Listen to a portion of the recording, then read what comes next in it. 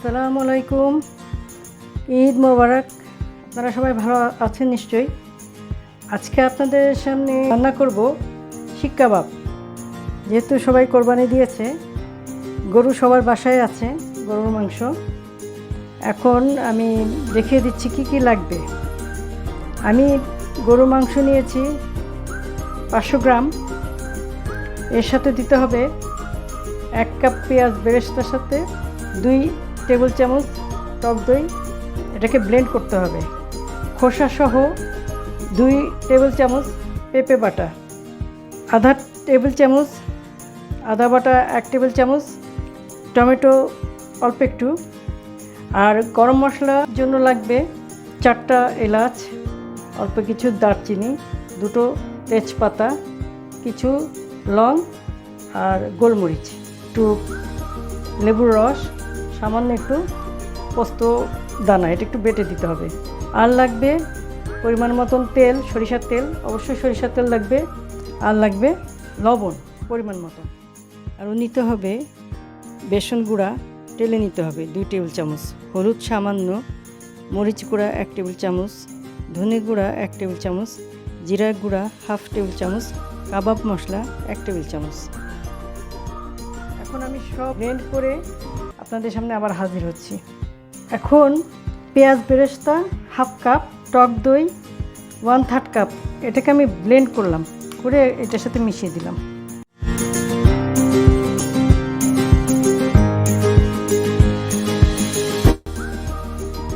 মশলাগুলো সব মিশিয়ে দিচ্ছি।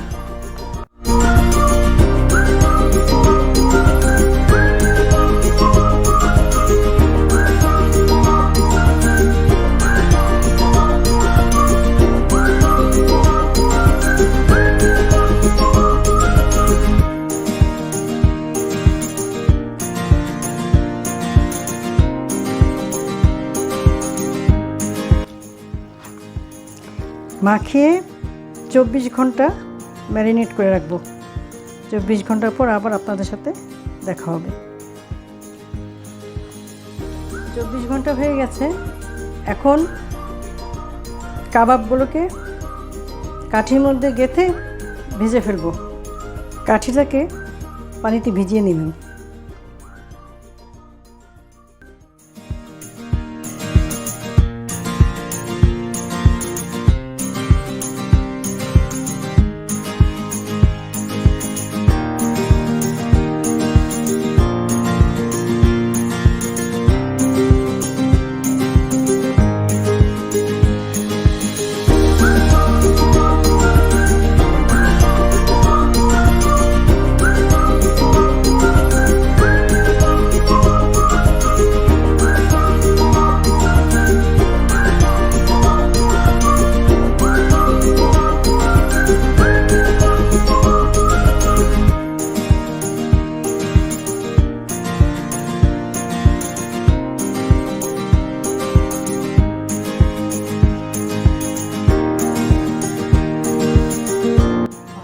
অল্প একটু সরিষার তেল দিয়ে নিচ্ছি।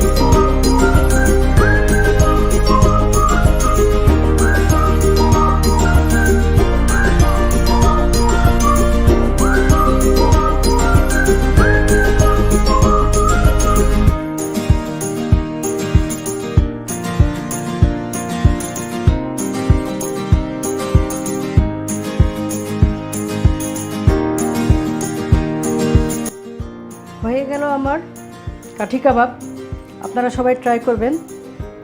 সবাই ভালো থাকুন, সুস্থ থাকুন। আল্লাহ হাফেজ।